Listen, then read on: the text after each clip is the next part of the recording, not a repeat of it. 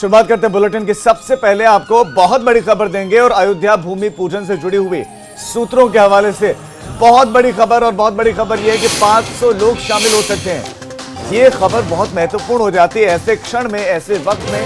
ये इसमें कोई शक नहीं कि ऐतिहासिक पर्व है, ऐतिहासिक क्षण है और उसके साक्षी हर कोई बनना चाहते हैं। लेकिन पहले खबर थी कि 200 लोग शामिल होंगे, लेकिन अब जानकारी मिल रही है सूत्रों के हवाले से कि 500 लोग इसमें शामिल हो सकते हैं। ये सूत्र जानकारी दे रहे हैं। पहले सिर्फ 200 लोगों के आने की बात कही जा रही थी, जिसमें साधु संत थे, जिसमें तमाम अधिकारी, नेता लोग और वरिष्ठ लोग शामिल थे। वो सारे लोग आ सकते थे। 200 के करीब पहले संख्या बताई जा रही थी, लेकिन ये बढ़कर अब 300 पहुंच गई। ऐसी जानकारी बढ़कर 300 और जुड़ गए और करीब 500 ये पहुंच गए। सूत्रों से जानकारी मिल रही है अब करीब 300 साधु संतों के और शामिल होने की जानकारी मिल रही है। ये सूत्रों से मिल रही है जानकारी। जिस जगह पर प्रदर्शनी होनी है वहां पर अब साधु संत बैठेंगे, ये भी खबर मिल रही है। शैलेश अरोड़ा का हमारे संवाददाता और ज्यादा जानकारी के साथ जुड़ गए, सीधा उन्हीं का रुख करते हैं। शैलेश, पहले 200 की बात कही जा रही थी, अब 300 और जुड़ गए। ये 300 और कौन है? इस खबर पर हम आपके पास है। इस खबर पर हम आपके पास आएंगे, मैं आपके पास आऊंगा। लेकिन बसपा सुप्रीमो मायावती कुछ कह रहे हैं, पहले दर्शकों को वो सुना देते हैं। लेकिन दुख की बात यह है कि श्री गहलोत ने अपने मुख्यमंत्री बनने के बाद अपनी बदनीयती से बीएसपी को राजस्थान में गंभीर नुकसान पहुंचाने के लिए हमारे सभी 6 विधायकों को असंवैधानिक तरीके से कांग्रेस में विलय करने की गैर कानूनी कार्रवाई की। और यही गलत कृत्य इन्होंने अपने पिछले मुख्यमंत्रित्व कार्यकाल में भी किया था। चूंकि कांग्रेस का ये कार्य संविधान की 10वीं अनुसूची के पूर्णतः विरुद्ध है, इसलिए बीएसपी के द्वारा दिनांक 26/7/2020 को इन 6 विधायकों को व्हिप जारी करके निर्देशित किया गया है कि वो असेंबली के सदन में कांग्रेस के खिलाफ ही अपना मत डालेंगे, अन्यथा फिर उनके विरुद्ध उनकी सदस्यता रद्द किए जाने के लिए कार्रवाई की जाएगी। और बीएसपी ने ये निर्णय कांग्रेस के द्वारा बार बार बीएसपी को धोखा दिए जाने के कारण ही लिया है। और इस कारण से इनकी अब सरकार रहती है या नहीं रहती है, इसका दोष पूर्ण रूप से कांग्रेस और उनके मुख्यमंत्री श्री गहलोत का ही होगा। जबकि बीएसपी ने इस असंवैधानिक प्रक्रिया को राज्यसभा के चुनाव होने के पूर्व मुख्य चुनाव आयुक्त तथा विधानसभा अध्यक्ष के रिटर्निंग ऑफिसर आदि के समक्ष लिखित रूप से प्रत्यावेदन देकर उठाया था। परंतु मुख्य चुनाव आयुक्त ने ये कहते हुए कि इस पर निर्णय देना उनके क्षेत्र अधिकार में नहीं है, निस्तारित कर दिया था। इसके उपरांत बीएसपी के समक्ष कोर्ट में जाने के अतिरिक्त फिर कोई विकल्प नहीं बचा। वैसे बीएसपी इसको लेकर पहले भी कोर्ट में जा सकती थी, लेकिन कांग्रेस को इसका सही सबक कब सिखाया जा सकता है, खास तौर से श्री गहलोत को इसका सबक कब सिखाया जा सकता है, इसकी हमारी पार्टी राह देख रही थी। इसलिए उसी के हिसाब से अब हमारी पार्टी ने कोर्ट में जाने का उचित समय पर यह सही फैसला लिया है। और इस मामले को हम ठंडा नहीं पड़ने देंगे और इस मामले को हम आगे तक ले जाएंगे, सुप्रीम कोर्ट तक भी ले जाएंगे। लेकिन इस बार हमने ये तय कर लिया है कि कांग्रेस ये जो बार बार गलत कार्य कर रही है, असंवैधानिक कार्य कर रही है, इसको सबक सिखाना बहुत जरूरी है। इसके साथ ही यहाँ मैं ये भी कहना चाहूँगी कि कांग्रेस की ओर से अब ये कहा जा रहा है कि उनके सामान अर्थात विधायकों की चोरी हो गई है, जो ये बहुत ही अनैतिक है तथा आम जन जिन्होंने विधायकों को चुना था उनकी मंशा के खिलाफ है। इनका ये कथन और परेशानी वाला व काफ़ी हास्यास्पद भी लगता है। हमें ऐसा लगता है क्योंकि इन्होंने स्वयं इस कार्य को, जिसको ये चोरी कहते हैं, बीएसपी के 6 विधायकों को ले जाते वक्त किया था और तब इनको ये याद नहीं आया कि ये कार्य पूर्णतः असंवैधानिक होने के साथ साथ अनैतिक भी है तथा जनता की मंशा के विपरीत है, क्योंकि उस चुनाव में जनता ने कांग्रेस के प्रत्याशी को हराते हुए बीएसपी के नाम से वोट दिया था। चोरी का सामान चोरी हो जाने पर अब कांग्रेस पार्टी शोर मचा रही है, यानी कि पुरानी कहावत है कि उल्टा चोर कोतवाल को डांटे। खुद ये गलत काम करते और हमारे ऊपर आरोप लगा रहे हैं। तो ये जो इस किस्म का जो इन्होंने बात कर रहे हैं, तो ये सोच समझकर इनको करनी चाहिए, तो ये ज़्यादा इनके लिए बेहतर होगा।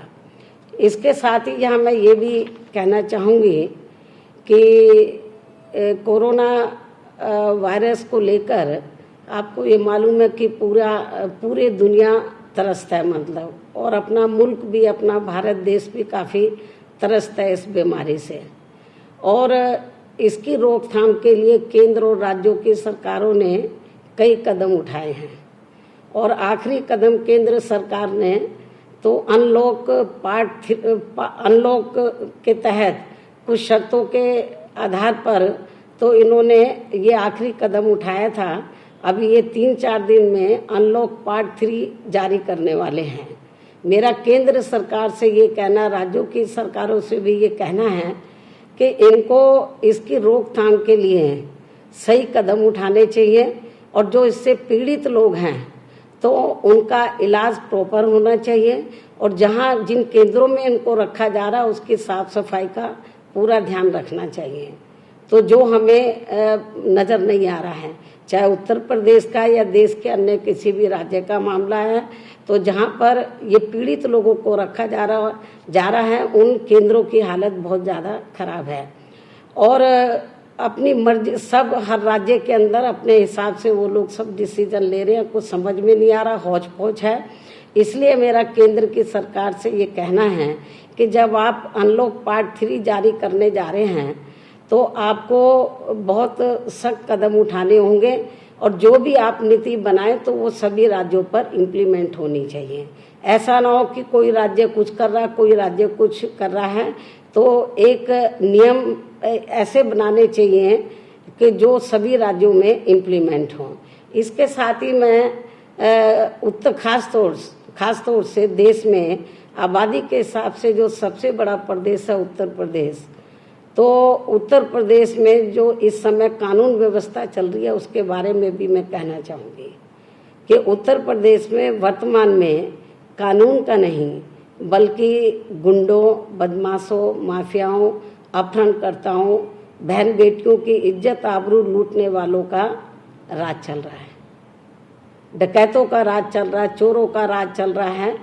तो उत्तर प्रदेश में कानून का नहीं बल्कि आपराधिक तत्वों का राज चल रहा है और इस मामले में तो वहाँ के मुख्यमंत्री के खुद का अपना जिला भी अछूता नहीं रहा है। अभी रिसेंटली कई घटनाएं काफ़ी गंभीर घटी हैं पूरे उत्तर प्रदेश में, तो जनता त्राही त्राही कर रही है खासतौर से कानून व्यवस्था के मामले में। और केवल कानून व्यवस्था को सुधारने के लिए तो बयानबाजी से काम नहीं चलेगा, इनको ज़मीन पर उतरकर कुछ सख्त फैसले लेने होंगे। और मैं उत्तर प्रदेश के मुख्यमंत्री को ये कहना चाहूँगी सलाह के तौर पर कि इस मामले में यदि इनकी सरकार ये चाहती है कि प्रदेश में अपराधियों का नहीं बल्कि कानून का राज चलना चाहिए, तो इसके लिए इनको बिना कोई शर्म किए हुए तो इसके लिए इनको बीएसपी के शासनकाल से काफ़ी कुछ इस मामले में सबक सीखना होगा, क्योंकि मेरा 4 बार यूपी में शासनकाल रहा तो उत्तर प्रदेश में सही मायने में कानून का राज चला था। तो इसमें इनको हिचकिचाहट नहीं करनी चाहिए बल्कि मेरी गवर्नमेंट से सबक सीख कर तो इनको उत्तर प्रदेश में वहाँ की जनता को सही मायने में कानून का राज देना चाहिए। इसके अलावा आपको ये मालूम है कि अब ये बरसात का सीज़न चल रहा है, तो पूरे देश में तो बाढ़ कुछ में कम है, कुछ में ज़्यादा है। उत्तर प्रदेश में भी काफ़ी बाढ़ आई हुई है कुछ राज्यों में, और बिहार में तो बहुत बुरा हाल है। तो मेरा बिहार की सरकार को भी, उत्तर प्रदेश की सरकार को और केंद्र को भी यही कहना है कि देश के जिन भी राज्यों में बाढ़ आ रही है, तो वहाँ पर वहाँ की राज्यों की सरकारों को भी और केंद्र की सरकार को भी तो ज़रूर ध्यान देना चाहिए। जो बाढ़ से पीड़ित लोग हैं, तो उनकी पूरी, हर स्तर से उनकी पूरी मदद करनी चाहिए, क्योंकि इसमें और दलगत राजनीति से ऊपर उठकर जो भी पीड़ित लोग हैं, उसमें ये नहीं देखना चाहिए वो फलाना पार्टी के लोग हैं, सबकी मदद करनी चाहिए, ऐसा मेरा ये कहना है। तो इसलिए ख़ास तौर से कोरोना महामारी के चलते तो केंद्र को अभी तक जो भी कदम उठाए हैं, तो हमने हमेशा उनका साथ दिया, और हम तो अब फिर केंद्र की सरकार को कह रहे हैं कि लोग थोड़े से लापरवाह हो रहे हैं, और लोग जो भी गाइडलाइंस है उसका बराबर पालन नहीं कर रहे हैं। इसमें थोड़ी सख्ती करनी होगी, नहीं तो ये महामारी और ज़्यादा फैल जाएगी। और केंद्र को इसके लिए जो नियम है, कानून कायदे सभी राज्यों के लिए एक जैसे बनाने चाहिए। राज्यों के ऊपर यदि छोड़ देंगे तो बहुत गड़बड़ हो जाएगा। छोड़ के देख लिया है, तो मुझे क्या लगता है राज्यों के साथ बातचीत करें, उनकी सहमति लें, एक जनरल पॉलिसी इनको बनानी चाहिए, नीति बनानी चाहिए, तो ताकि ये जो बीमारी है आगे बढ़ने की बजाय तो इस पर कुछ रोकथाम लग सके। तो इसके अलावा मेरा ये भी कहना है, हालांकि मैंने कानून व्यवस्था का भी जिक्र भी किया है, तो बहुत बड़ी खबर इस वक्त बसपा सुप्रीमो मायावती ने प्रेस कॉन्फ्रेंस कर दी है और उन्होंने राज्य सरकार पर हमला बोला है। कानून व्यवस्था को लेकर सबसे पहले शुरुआत उन्होंने की राजस्थान प्रकरण से। राजस्थान प्रकरण पर उन्होंने अशोक गहलोत सरकार को सीधा सीधा कटघरे में खड़ा किया और कहा कि चोरी उन्होंने बसपा के विधायकों की, और उसके बाद उत्तर प्रदेश की कानून व्यवस्था को लेकर कहा कि कानून का राज नहीं, गुंडों का, अपहरणकर्ताओं का राज है। एक बार फिर से बात करते हैं अयोध्या भूमि पूजन कार्यक्रम की। अयोध्या भूमि पूजन कार्यक्रम पर सूत्रों के हवाले से बड़ी खबर है, और बड़ी खबर ये है, अब ये बड़ी जानकारी मिल रही है। इससे पहले हमने आपको खबर दी थी कि 300 और लोग इसमें शामिल हो सकते हैं, यानी कि संख्या 500 हो सकती है। अब जानकारी मिल रही है कई उद्योगपति भी आ सकते हैं। सूत्र ये जानकारी दे रहे हैं कि भूमि पूजन में कई उद्योगपति आ सकते हैं।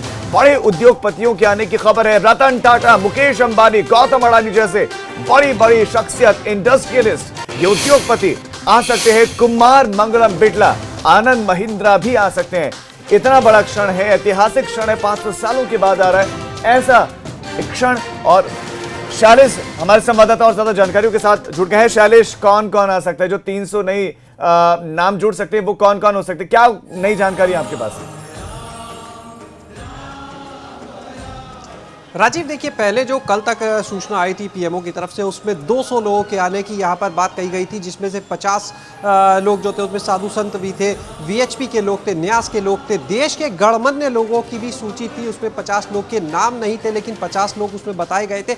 और जब ये बात आई कि 50 गणमान्य लोग होंगे, तभी ये साफ हो गया था कि कहीं ना कहीं उसमें देश के बड़े और नामी उद्योगपति भी शामिल होंगे। इन उद्योगपतियों की बड़ी भूमिका भी हो सकती है भव्य राम मंदिर निर्माण में। और अब देखिए, जब 200 लोग की लिस्ट बनी, तो जो अयोध्या के साधु संत हैं, और सिर्फ अयोध्या के नहीं बल्कि देश भर के, उनका ये कहना था कि इस अयोध्या नगरी के इस आंदोलन में साधु संतों की बड़ी भूमिका रही, और उन्हीं को यहाँ पर कहीं ना कहीं जगह नहीं मिल पा रही है इस आयोजन में। जिसके बाद ये फैसला लिया गया है कि जो यहाँ पर प्रदर्शनी लगनी थी लगभग 160 से 175 फीट लंबी राम जन्मभूमि स्थल पर, अब उस प्रदर्शनी को नहीं लगाया जाएगा। और सूत्रों के हवाले से ये बताया जा रहा है कि करीब उस प्रदर्शनी की जगह पर सोशल डिस्टेंसिंग का पालन करते हुए लगभग 250 से 300 और लोग होंगे।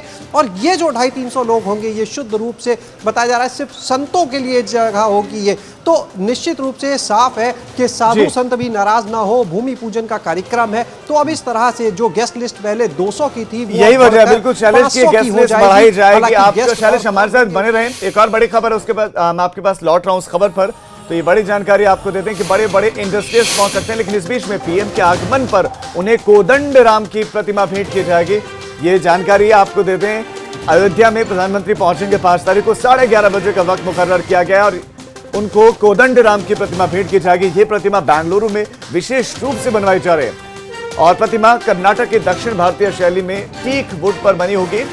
शैलेश का रुख करते हैं। शैलेश, बताइए ये कोदंड प्रतिमा ये किस तरह की प्रतिमा है और इसी प्रतिमा को क्यों चुना गया जब प्रधानमंत्री नरेंद्र मोदी पहुंचेंगे तो उनको भेंट देने के लिए? राजीव, इसके पीछे बड़ी वजह ये जो प्रतिमा है कोदंड राम की, ये उत्तर भारतीय उत्तर दक्षिण जो समन्वय है, जो एकता है, उसका प्रतीक कही जा सकती है। और हम बताएंगे, लेकिन उससे पहले तस्वीरें दिखाएंगे, एक्सक्लूसिव तस्वीरें अपने दर्शकों को। ये देखिए, ये कोदंड राम की एक 7 फीट ऊंची प्रतिमा है, अयोध्या नगरी में लगी हुई है। और 2019 पिछले साल खुद मुख्यमंत्री योगी आदित्यनाथ ने इस प्रतिमा का लोकार्पण यहाँ पर किया था और अब इसी प्रतिमा का एक छोटा स्वरूप, 2 प्रतिमाएं बनवाई जा रही हैं राजीव, एक 3 फीट की और एक 1.5 फीट की। इनमें से दी कौन सी जाएगी ये अभी नहीं बताया गया है, लेकिन इससे छोटी एक प्रतिमा दी जाएगी। और 7 फीट की ये जो आप प्रतिमा हम अपने दर्शकों को दिखा रहे हैं प्रभु श्री राम की, ऐसी ही होगी वो प्रतिमा, सिर्फ उसका जो आकार होगा, जो साइज होगा वो छोटा होगा। इस प्रतिमा को बेंगलुरु से बनवाया गया है। 2 भाई हैं, श्री राम राममूर्ति, जो राष्ट्रपति पुरस्कार प्राप्त कर चुके अपनी इसी कलाकारी के लिए, और उनके भाई एम भूपति। इन दोनों भाइयों ने प्रतिमा को तैयार किया है। और ये जो प्रतिमा है ये उत्तर और दक्षिण के समन्वय का प्रतीक है। ये एक अलग तरह की जो भाव हैं, आप इस प्रतिमा में अगर देखेंगे प्रभु श्री राम के चेहरे के जो भाव हैं वो अलग तरीके से है। और टीक वुड की ये पूरी प्रतिमा बनी हुई है, आप देख सकते हैं। सबसे पहले हम वो तस्वीर दिखा रहे हैं अपने दर्शकों को कि कैसी होगी वो प्रतिमा जो प्रधानमंत्री नरेंद्र मोदी को आगमन पर दी जाएगी। और एक और चीज बताएं राजीव कि ये प्रतिमा तो वहां से बनवाई ही जा रही है, साथ में लव कुश की भी एक प्रतिमा बनवाई जा रही है वहां से, बेंगलुरु से, और वो भी यहाँ पर होगी, वो भी भेंट की जाएगी। हालांकि कोदंड राम की 3 फीट और 1.5 फीट में कौन सी प्रतिमा दी जानी अभी नहीं बताया गया, लेकिन यही प्रतिमा होगी, हूबहू ऐसी ही प्रतिमा जो छोटे आकार में। शैलेश, मैं आपके पास लौट रहा हूं, आप हमारे साथ बने रहे। तो कोदंड राम की प्रतिमा एक्सक्लूसिव सिर्फ और सिर्फ एबीपी गंगा पर दर्शकों ने देखी। और अब एक और जानकारी आपको देते हैं। अयोध्या दौरे पर डिप्टी सीएम केशव प्रसाद मौर्य हैं और सर्किट हाउस की जगह सीधे हनुमानगढ़ी पहुंचे हैं। डिप्टी सीएम केशव प्रसाद मौर्य हनुमानगढ़ी पहुंचकर उन्होंने सबसे पहले दर्शन पूजन किया। भूमि पूजन की तैयारियों को डिप्टी सीएम केशव प्रसाद मौर्य देखेंगे। दर्शन पूजन के बाद सर्किट हाउस में अधिकारियों के साथ बैठक भी करेंगे। पीडब्ल्यूडी विभाग संभालने, लिहाजा बताया जा रहा है कि अधिकारियों के साथ बैठक करेंगे। और डिप्टी सीएम आज दौरे पर हैं, अयोध्या के तैयारियों का जायजा लेने के लिए पहुंचे हुए हैं, अधिकारियों से जान रहे हैं। ये तस्वीरें जब हनुमानगढ़ी में पहुंचे, हनुमानगढ़ी के जो मुख्य पुजारी उन्होंने पूजा दर्शन उनका करवाया। हनुमान जी महाराज की जय, जय श्री राम, जय श्री राम, जय श्री राम। हनुमान जी महाराज की जय, जय श्री राम, जय श्री राम, जय श्री राम। हनुमान जी महाराज की जय, जय श्री राम, जय श्री राम, जय श्री राम। हनुमान जी। तो अयोध्या पहुंचकर यही शब्द थे उनके, हनुमान जी महाराज की जय, जय श्री राम, ये शब्द बस। तो जयकारा लगाया उन्होंने। तो आपको बता दें कि भूमि पूजन का पल पल का अपडेट एबीपी गंगा आपको दे रहा है। 5 तारीख को प्रधानमंत्री को पहुंचना है। प्रधानमंत्री आएंगे तो 500 करोड़ की सौगात भी देंगे। राम जन्मभूमि परिसर से 1 लाख से ज्यादा के दिए इस परिसर में, जो राम जन्मभूमि का परिसर है वहां पर जलाए जाएंगे। 2 लाख से ज्यादा दिए पूरे अयोध्या में जलाने की तैयारियां। लोगों से भी अपील की जा रही है, बैंक खाते में मंदिर निर्माण के दान करने की अपील की गई कि आपको कुछ दान करना है तो आप पैसा भी दान करें, वही जरूरी है। कोदंड राम की प्रतिमा भेंट की जाएगी प्रधानमंत्री मोदी को। भूमि पूजन की तैयारियों को देखने के लिए आज डिप्टी सीएम पहुंचे, जो करीब 9:30 बजे पहुंचे। और भूमि पूजन में करीब 500 लोग शामिल होंगे, ये सूत्र जानकारी दे रहे हैं, जिसमें बड़े उद्योगपतियों के नाम शामिल हैं। कई नामी उद्योगपति उन पलों के साक्षी बन सकते हैं। इतिहास संजोए रखने के लिए मंदिर के 2000 फीट नीचे अगर हम बात करें तो एक कैप्सूल इस तरह का गाड़ा गया है, जो ताकि भविष्य में आने वाली अगर किसी तरह की चुनौतियां होती है तो वो ना हो। अब रामलला के दर्शन कर रहे हैं, इस वक्त आपको वो जानकारी देते हैं। और ज्यादा जानकारी के साथ हमारे सहयोगी शैलेश जुड़े हुए। शैलेश, इस वक्त क्या कर रहे हैं डिप्टी सीएम, आगे के कार्यक्रम क्या कुछ रहेंगे वो बताएं। देखिए, यहाँ पर डिप्टी सीएम ने हनुमानगढ़ी के दर्शन किए, उसके बाद राम जन्मभूमि के रामलला के जाकर दर्शन किए। और अब जो है उसके बाद वो वहां से निकले और बताया जा रहा है कि कार सेवकपुरम में भी उनका दौरा होना है, अधिकारियों के साथ यहाँ पर बैठक का भी उनका कार्यक्रम है सर्किट हाउस में। और वहां पर देखिए उनके पास एक सबसे महत्वपूर्ण जो विभाग है वो है पीडब्ल्यूडी। प्रदेश के डिप्टी सीएम भी है और पीडब्ल्यूडी जैसा महत्वपूर्ण विभाग भी उनके पास है। और बात जब अयोध्या के विकास की, डेवलपमेंट की होगी तो पीडब्ल्यूडी विभाग की एक अलग से अहम भूमिका हो जाती है। आज अधिकारियों के साथ वो बैठक करेंगे, वहां पर बात की जाएगी, जो परियोजनाएं यहां पर चल रही है उनकी स्थिति पर बात की जाएगी। इसके अलावा जो यहां पर ओवरऑल कार्यक्रम है 5 अगस्त को लेकर, जो प्रधानमंत्री जी को आना है, यहां पर प्रधानमंत्री के आगमन को लेकर जिस तरह की तैयारी होनी है उसके बारे में समीक्षा करेंगे डिप्टी सीएम केशव प्रसाद मौर्य। और यहां पर अगर बात करें तो जैसा अभी आपने भी जिक्र किया राजीव के 500 करोड़ रुपए की परियोजनाएं हैं जिनका शिलान्यास होगा, लोकार्पण यहां पर होगा। बिल्कुल, बड़ी तो सौगात उन प्रधानमंत्री योजनाओं देंगे में हैं कई और योजनाएं जो है वो शैलेश डिप्टी सीएम पहुंचे हुए हैं। आप नजर बना रखें उनके पूरे दौरे पर, आगे भी आपसे अपडेट हम लेते रहेंगे। तो डिप्टी सीएम इस वक्त मौजूद हैं रामलला के दर्शन करने के लिए, डिप्टी सीएम इस वक्त पहुंचे हुए हैं। अब एक छोटे से ब्रेक के लिए हम रुक रहे हैं, फौरन लौट रहे हैं, आप देखते रहिए।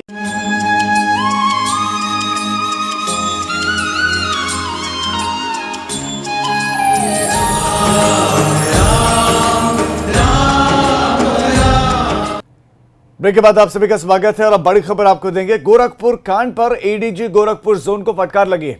मुख्यमंत्री योगी आदित्यनाथ ने एडीजी जोन दावा शेरपा को फटकार लगाई है। एडीजी जोन दावा शेरपा नहीं संभाल रहे कानून व्यवस्था। गोरखपुर में 2 दिन में 2 बड़ी वारदातें हुई हैं। पहला अपहरण कांड हुआ जिसमें 14 साल के एक बच्चे का अपहरण हुआ और उसके बाद उसको मार डाला गया। दूसरा चौकी पर पथराव हुआ।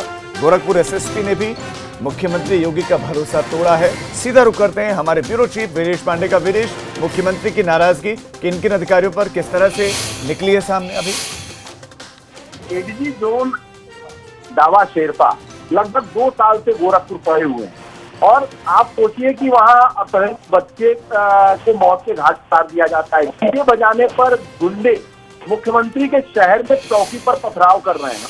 मुख्यमंत्री कोरोना काल में जहां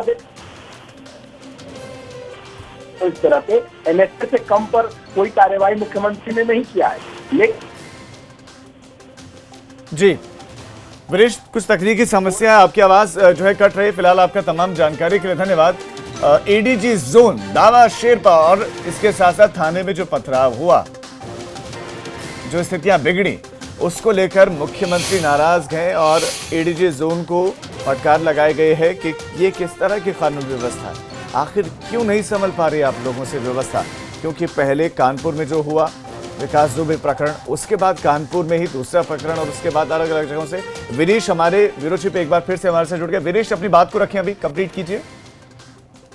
तरीके से गोरखपुर में घटना हुई है और बच्चे को मौत के घाट अपराधियों ने उतारा है, उसको लेकर मुख्यमंत्री बेहद नाराज है। उन्होंने फोन करके फटकार लगाई है दावा शेरपा को। दावा शेरपा लगभग 2 साल से एडीजी जोन बने हुए हैं गोरखपुर में और मुख्यमंत्री के शहर में कर्मभूमि में जिस तरीके से घटनाएं हुई हैं, चौकी पर जो गुंडे हैं वो पथराव करते हैं, ये बहुत ही अक्षम्य अपराध है। और जिस तरीके से कोरोना काल में मुख्यमंत्री ने उन सभी पुलिसकर्मियों पर और स्वास्थ्यकर्मियों पर, कोरोना वॉरियर्स पर हमला करने वालों पर एनएसए लगाया था, जिस तरह से कार्रवाई की थी, मुख्यमंत्री इसी अंदाज में है। और उन्होंने पूरे जो पुलिस के आला अधिकारी हैं गोरखपुर जोन और गोरखपुर के एसपी को और डीआईजी को, सबको फटकार लगाई है और कहा है कि सुधर जाओ वरना ठीक नहीं होगा। मुख्यमंत्री एक्शन में है। ठीक है वीरेश, आपका इस तमाम जानकारी के लिए धन्यवाद। तो अंदाज मुख्यमंत्री का नहीं बदला है, भले इस तरह की घटनाएं हो रही हैं लेकिन अधिकारियों को फटकार मुख्यमंत्री ने लगाई है। तो इस बुलेटिन में फिलहाल इतना ही, लेकिन उत्तर प्रदेश और उत्तराखंड की तमाम खबरों के लिए आप देखते रहिए एबीपी गंगा। खबर आपकी, जुबान आपकी।